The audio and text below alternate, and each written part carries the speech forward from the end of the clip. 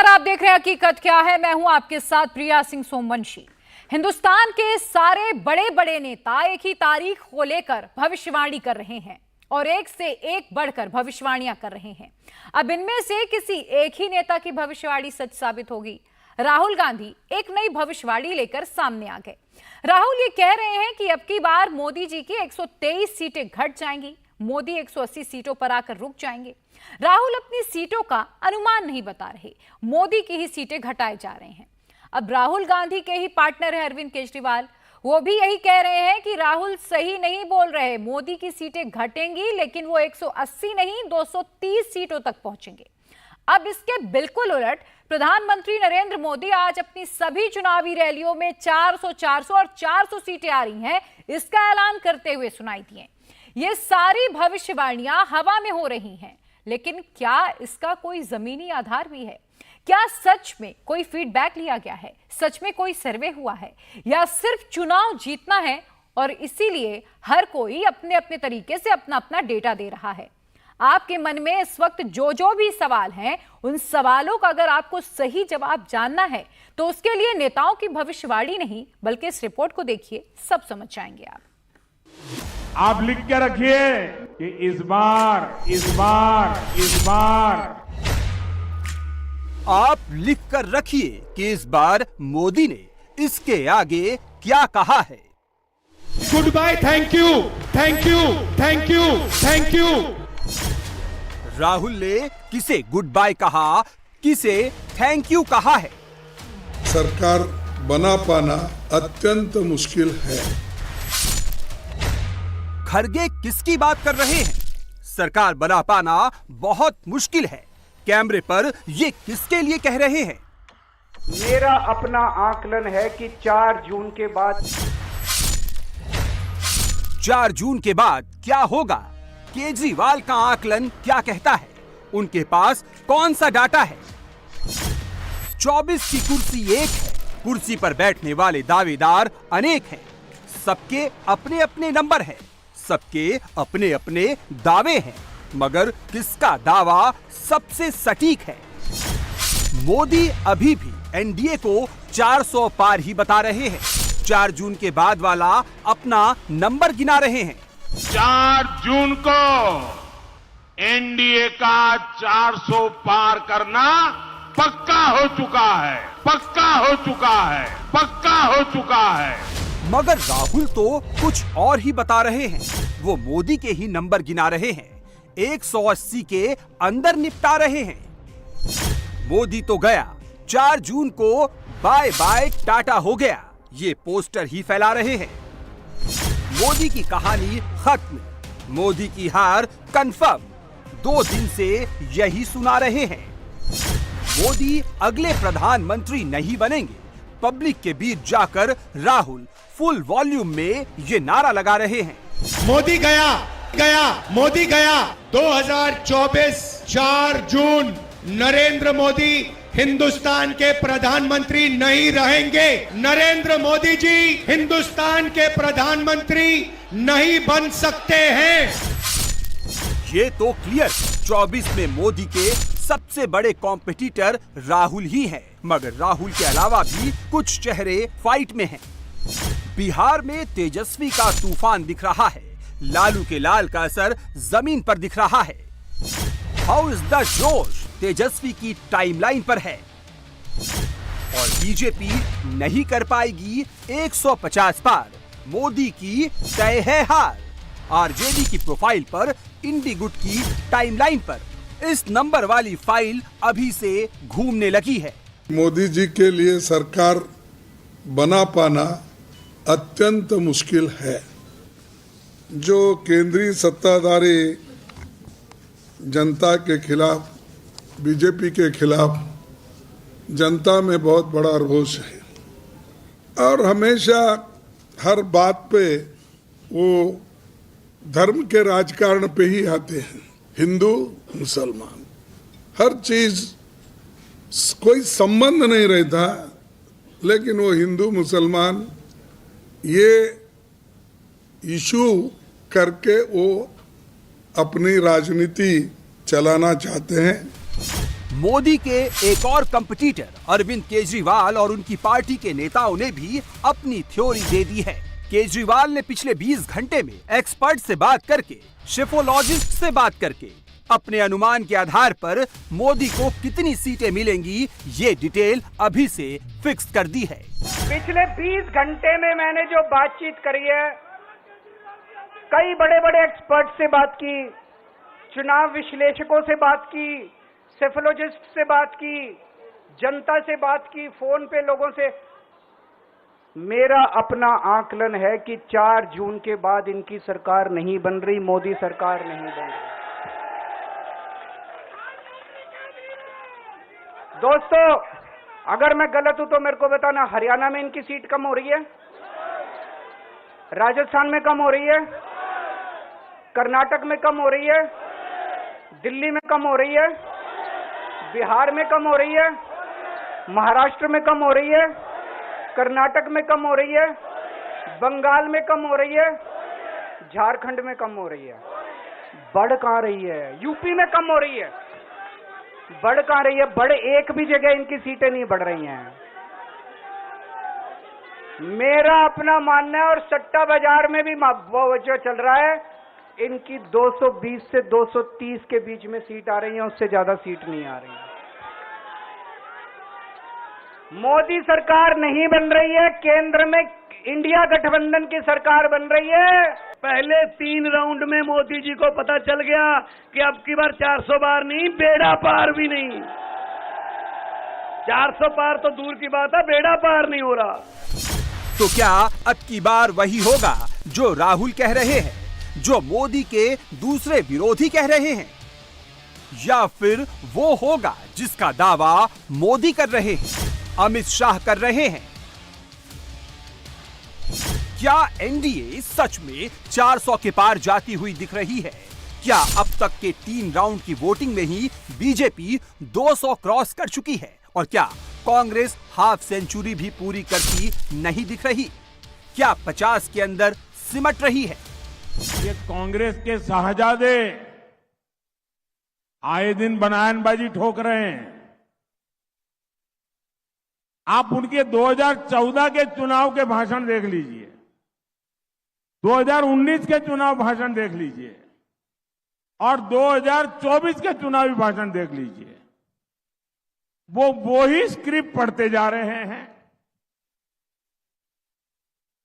और अभी चैलेंज कर रहे हैं। आप लिख के रखिए मेरे देशवासियों, हिंदुस्तान ने मन बना लिया है कि इस बार एनडीए 400 पार करने वाला है। भाजपा अपने सारे पुराने रिकॉर्ड तोड़ करके ज्यादा से ज्यादा सांसद के साथ आने वाली है। और कांग्रेस वाले ये भी लग ले कि इस चुनाव में कांग्रेस को लोकसभा की कुल संख्या के 10% चाहिए मान्य विपक्ष बनने के लिए। कांग्रेस वाले जरा कान खोल करके सुन लीजिए, ये देश ने तय किया है। ये 4 जून को आप देखेंगे कि कांग्रेस इस देश में मान्य विपक्ष भी नहीं बन पाएगा। वो 50 से नीचे सिमटने वाले हैं। अब तक 3 चरण के प्रचार के बाद मतदान की प्रक्रिया समाप्त हो गई है। मैं आज आप सभी को बताना चाहता हूं कि 3 चरण में भारतीय जनता पार्टी के नेतृत्व में एनडीए के सभी साथी दल 200 सीटों के आंकड़े के करीब करीब पहुंच गए हैं। और ये चौथा चरण जो है वो एनडीए के लिए बहुत अच्छा है। हमारे तीनों चरण से सबसे ज्यादा सफलता हमें चौथे चरण से मिलेगी और निश्चित रूप से हम 400 पार की ओर आगे बढ़ेंगे। 24 की लड़ाई सच में बहुत इंटरेस्टिंग हो गई है। सबके दावों के उलट फिलहाल तो किसी को भी क्लियर एज नहीं है। राहुल हर 2 घंटे पर महाराष्ट्र, यूपी, हरियाणा, बिहार सबकी रिपोर्ट कार्ड दे रहे हैं। कह रहे हैं इंडी की आंधी चल रही है, मोदी उस आंधी में उड़ने वाले हैं, 4 जून के बाद नहीं टिकने वाले हैं। दूसरी ओर नरेंद्र मोदी जनता जनार्दन के सामने तो झुक रहे हैं, मगर विरोधियों को ओपन चैलेंज दे रहे हैं। वो तो राहुल को लेकर ये तक कह रहे हैं कि अब की बार कांग्रेस को राहुल गांधी की उम्र से भी कम सीटें आएंगी। कांग्रेस पार्टी मान्य विपक्ष भी बन नहीं पाएगी। उसके लिए उनके शहजादे की उम्र से भी कम सीटें मिलने वाली है।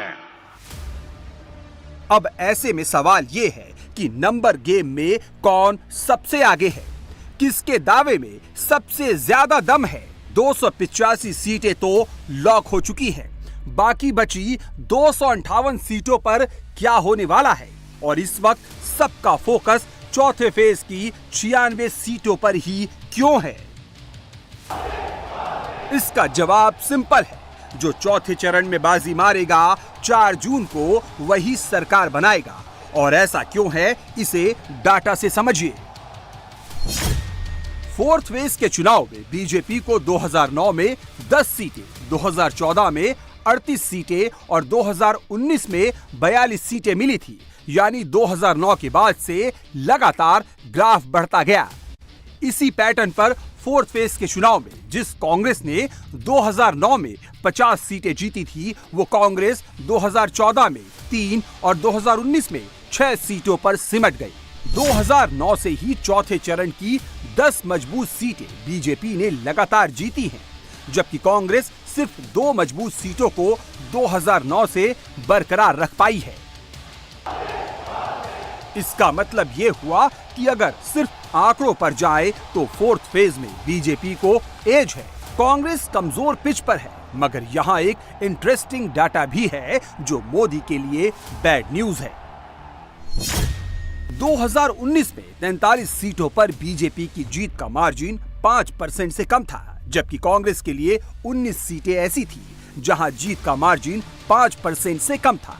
2019 में बीजेपी की जीती सीटों पर औसत मार्जिन 2,32,000 वोट था, जबकि कांग्रेस का औसत मार्जिन 1,31,000 वोट था। यानी सिर्फ राउंड 4 ही नहीं, राउंड 5, 6 और 7 सब में राहुल की तुलना में मोदी को ज्यादा मेहनत करनी पड़ेगी। और इसके लिए आंध्र प्रदेश और तेलंगाना में मोदी को अपनी सीटें बढ़ानी पड़ेंगी। वैसे इन लोकेशंस पर वोटिंग से पहले अमित शाह ने अपना अनुमान बता दिया है। तेलंगाना जैसे राज्यों में कितनी सीटें मिलेंगी, इसका एग्जैक्ट नंबर कैमरे पर दिखा दिया है। चौथे चरण में आंध्र प्रदेश और तेलंगाना का भी मतदान है। मैं आपको विश्वास के साथ कह सकता हूं कि दोनों राज्यों में एनडीए और Bharatiya Janata party complete SVEEP करने जा रही है और बड़ी मजबूती के साथ हम आगे बढ़ रहे हैं। 4 जून को परिणाम आएंगे तो दक्षिण भारत में कर्नाटक, आंध्र, तेलंगाना, तमिलनाडु और केरल, उसमें सबसे बड़ा दल भारतीय जनता पार्टी बनकर उभरेगा। इसका मतलब है कर्नाटक, आंध्र प्रदेश, तेलंगाना, तमिलनाडु और केरल में सबसे ज्यादा किसी एक दल को सीट मिलेगा तो वो दल होगा भारतीय जनता पार्टी। तेलंगाना में हम लगभग 10 सीटों से ज्यादा सीट जीत कर आएंगे। 13 सीटों पर हमारी स्थिति बहुत अच्छी है, मगर 10 से ज्यादा सीटें तेलंगाना में भारतीय जनता पार्टी जीत कर आएगी। बीजेपी के नंबर गेम वाले क्लेम की तर्ज पर दावे तो कांग्रेस भी कर रही है। बीजेपी 65 से ज्यादा सीटें हार रही है, एनडीए 100 सीटें हार रही है। कांग्रेस वालों की टाइमलाइन पर ये नंबर्स अभी से दिखने लगे हैं। राहुल भी कहने लगे हैं वो तो मोदी को 180 के अंदर ही समेट रहे हैं।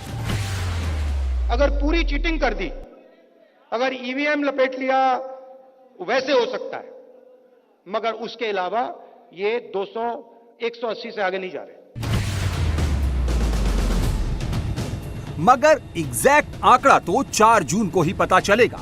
वैसे नंबर्स किसके पाले में आएंगे, इसका अंदाजा आप झारखंड में मोदी की रैली की इन तस्वीरों को देखकर लगा सकते हैं।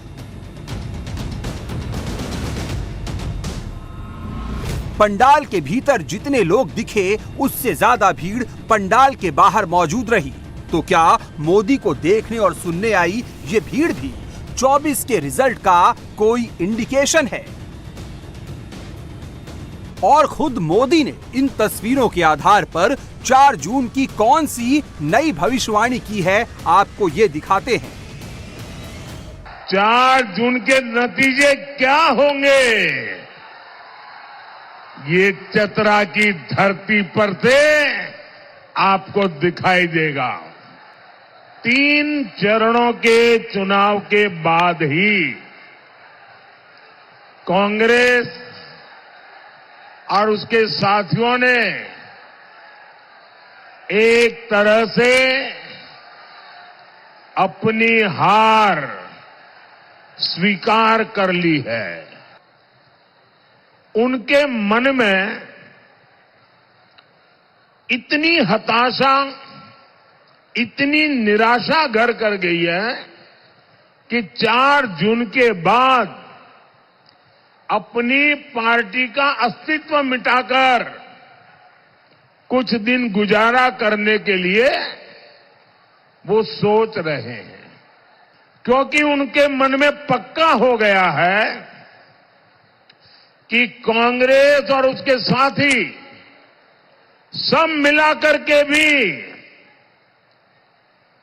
मान्य विपक्ष को जितनी सीटें चाहिए, ऑपोजिशन को जितनी सीटें चाहिए, जो 10% होती है, यानी करीब करीब 50 के ऊपर थोड़ी, लेकिन उनको लग रहा है इतनी भी नहीं आएगी। आप देखिए, देश की जनता ने ये तिकड़म लड़ाने वालों को कैसा सबक सिखाया है। 3 चरणों में ही ऐसा सबक सिखा दिया है कि वे विलय करके मान्य विपक्ष के लिए जगह ढूंढ रहे हैं। विपक्ष माहौल बनाने की कोशिश तो कर रहा है। राहुल, प्रियंका, अखिलेश, तेजस्वी, इंडिया अलायंस चारों कोने से हमलावर है। वो नैरेटिव भी बना रहा है। नैरेटिव के युद्ध में काफी हद तक मोदी को नुकसान भी पहुंचा रहा है। मगर क्या ग्राउंड पर इस नैरेटिव वॉर से मोदी को बहुत बड़ा नुकसान हो रहा है, घाटा हो रहा है? कम से कम मोदी की रैलियों और रोड शो में उमड़ रही भीड़ देखकर तो ऐसा नहीं लग रहा। चुनाव का ऐलान होने के बाद मार्च के महीने में मोदी की 9 रैलियां हुई, अप्रैल के महीने में 68 रैलियां हुई और मई के महीने में अब तक 26 से ज्यादा रैलियां हो चुकी हैं। यानी मोदी रैलियों में भी 103 का आंकड़ा पार कर चुके हैं। जबकि दूसरी तरफ राहुल की न्याय यात्रा 17 मार्च को खत्म हुई और अब तक राहुल ने सिर्फ 39 से कुछ ज्यादा पब्लिक मीटिंग्स की, 50 रैलियों को भी क्रॉस नहीं कर पाए। रैलियों और रोड शोज के मामले में राहुल मोदी से बहुत पीछे हैं। हालांकि पिछले कुछ दिनों में काफी अग्रेसिव भी हुए और राहुल का ये अग्रेशन वाला नया स्टाइल बाकी बचे 4 राउंड्स में मोदी को नंबर गेम में नुकसान पहुंचा सकता है। राहुल सबसे इंपॉर्टेंट टाइम में ये अग्रेशन लेकर आए हैं। वो मोदी से 1-to-1 डिबेट करने को रेडी हैं। शुक्रवार रात को भी रेडी थे। और शनिवार शाम 6 बजे भी राहुल डिबेट वाला वही पोस्टर लेकर आ गए। दो पूर्व जजों और पत्रकार ने मोदी और राहुल के नाम चिट्ठी लिखकर डिबेट के लिए आमंत्रित किया तो राहुल ने मौके पर चौका मारते हुए एक काउंटर चिट्ठी लिख डाली। उन्होंने इस अपील का स्वागत किया और लगे हाथों अपनी चिट्ठी के अंत में पूछ डाला कि आप हमें कंफर्म करके बता दीजिए कि मोदी डिबेट करेंगे या नहीं। इसके बाद हम डिबेट के फॉर्मेट की रूपरेखा तैयार कर लेंगे। मैं 100% किसी से भी डिबेट करने को तैयार हूं, प्रधानमंत्री से। हेलो। मगर मैं प्रधानमंत्री को जानता हूं, प्रधानमंत्री मुझसे डिबेट नहीं करेंगे। आदरणीय राहुल सर, और हमारे प्रेसिडेंट खारगे जी भी हैं, वो भी डिबेट कर सकते हैं। मगर विपक्ष खासकर राहुल के साथ दिक्कत ये है कि वो मोदी के खिलाफ काफी ज्यादा पर्सनल हो जाते हैं और इसका फायदा हमेशा मोदी को ही मिलता है। इस वक्त मोदी की नजर सिर्फ लोकसभा चुनाव में 400 पार जाने पर नहीं है। मोदी का फोकस तो ओडिशा, आंध्र प्रदेश पर भी है, क्योंकि इन दोनों ही लोकेशंस पर विधानसभा के चुनाव भी होने वाले हैं। इस चुनाव के साथ साथ जहां विधानसभा के चुनाव भी चल रहे हैं, जैसे उड़ीसा में है, आंध्र में है, अरुणाचल प्रदेश में है, जहां जहां विधानसभा के चुनाव भी साथ में है, सिर्फ दिल्ली में 400 पार करेंगे इतना ही नहीं, विधानसभा में भी भारी बहुमत से एनडीए की सरकारें बनेगी। आंध्र प्रदेश में लोकसभा और विधानसभा चुनाव को लेकर मूड क्या है, ये आप पवन कल्याण के इस वीडियो से समझ सकते हैं। इस वक्त वहां यही नारा चल रहा है, hello AP, bye bye YCP, यही स्लोगन गूंज रहा है।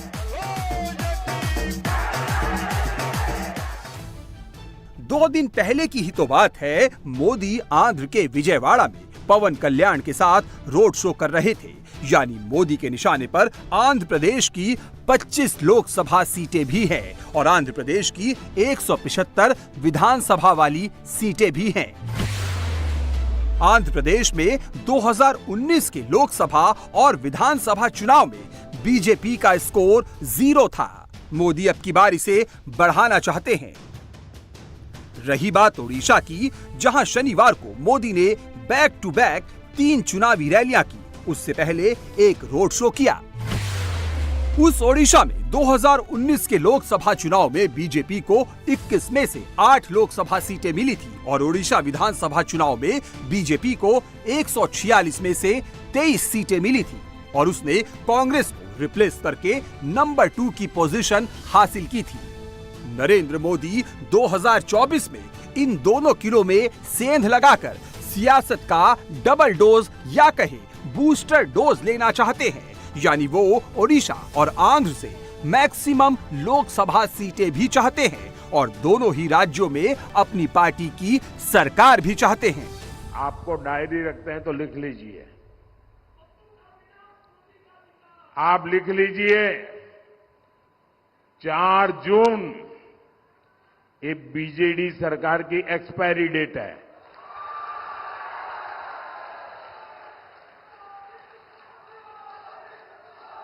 और मैं आपको अभी से निमंत्रण देता हूं, आप लिख के रखिए, ये मोदी आपको निमंत्रण देने आया है। 10 जून को आपको भुवनेश्वर आना है। क्यों 10 जून को भुवनेश्वर क्यों आना है? क्यों आना है? 10 जून को भुवनेश्वर में बीजेपी का मुख्यमंत्री शपथ लेने वाला है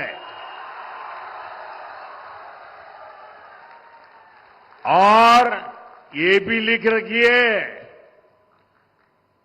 भुवनेश्वर में भाजपा का मुख्यमंत्री बनेगा और वो बनेगा जो उड़िया भूमि में जन्मा है। जब नवीन बाबू अगर गलती से भी यहां चुनाव प्रचार के लिए आ जाए और अगर आपके नसीब में उनको मिलना हो जाए, क्योंकि वो किसी को मिलते नहीं है, लेकिन अगर आपका मिलना हो जाए तो उनको पूछिए कि आप जहां से चुनाव लड़ रहे हैं, कांतबाजी ने, हाँ?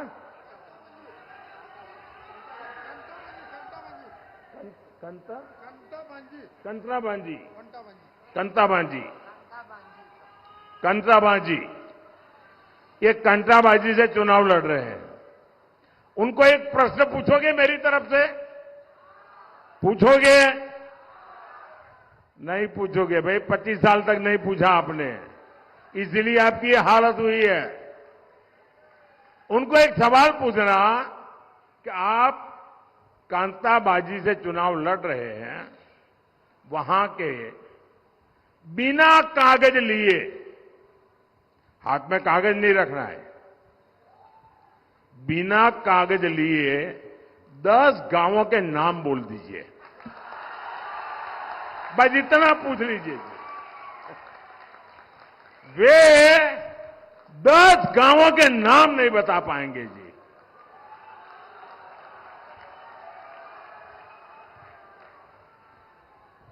इतने साल मुख्यमंत्री रहे हैं और जहां चुनाव लड़ने आए हैं वहां के 10 गांवों के नाम बिना कागज बोल रहे हैं। आप देखिए साहब, वो यहां की जमीन से कटे हुए हैं, वो आपसे कटे हुए हैं, वो आपके दुख नहीं जानते, वो आपके सपनों को नहीं समझते हैं, वो आपके सामर्थ्य को नहीं जानते हैं। एक लाइन में कहें तो 2024 में बीजेपी पहली बार प्रधानमंत्री बनाने के अलावा 2 मुख्यमंत्री बनाने के लिए भी मेहनत कर रही है और मोदी के चेहरे के दम पर ही आगे बढ़ रही है।